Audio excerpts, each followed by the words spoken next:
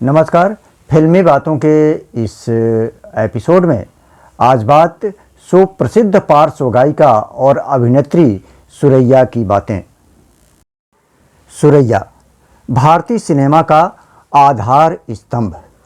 सन 1936 से 1963 तक के करियर में सुरैया ने 67 फिल्मों में अभिनय किया और 338 गाने गाए। वो 1940 और 1950 के दशक में हिंदी सिनेमा की सबसे महान अभिनेत्रियों में से एक थीं और हिंदी भाषा की फिल्मों में अग्रणी महिला थीं।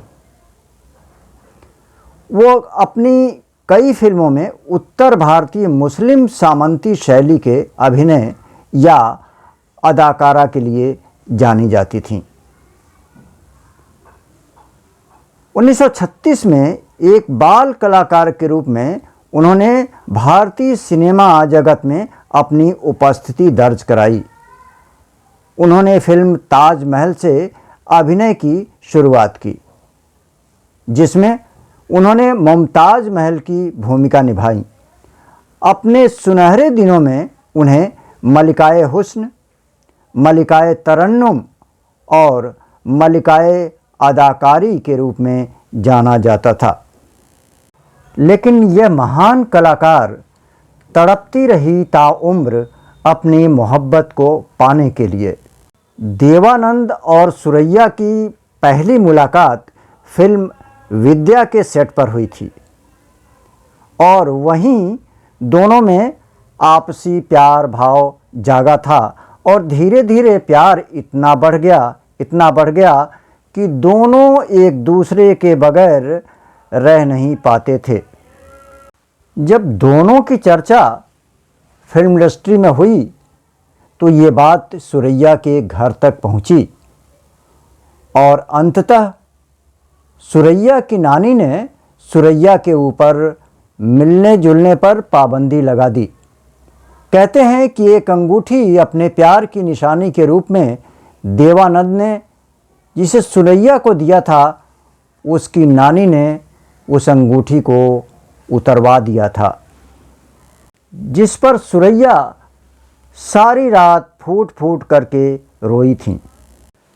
शादी के मसले पर तो सुरैया की नानी ने ये बिल्कुल ठान ही लिया था कि सुरैया और देवानंद की शादी नहीं होने देंगी और ऐसा ही हुआ।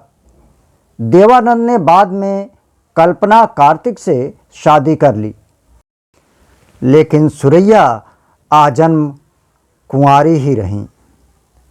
सुरैया ने तो जैसे यह व्रत ले लिया था कि अगर शादी होगी तो देवानंद के साथ ही होगी, वरना बिना शादी के ही जिंदगी काट ले जाएंगी। सुरैया देवानंद से की याद में बराबर बेचैन सी रहती थीं, हमेशा देवानंद की यादों में खोई रहती थीं। 31 जनवरी 2004 को 74 साल की उम्र में यूं तड़पते तड़पते इंतज़ार करते करते जब सुरैया का निधन हुआ, तब हर किसी को उम्मीद थी कि उन्हें आखिरी विदाई देने के लिए देवानंद ज़रूर आएंगे, लेकिन वो नहीं आए और इस तरह से सुरैया की ये प्रेम कहानी ख़त्म हो गई इंतज़ार इंतज़ार और इंतज़ार में। ये थी इस महान अदाकारा की दर्द भरी कहानी।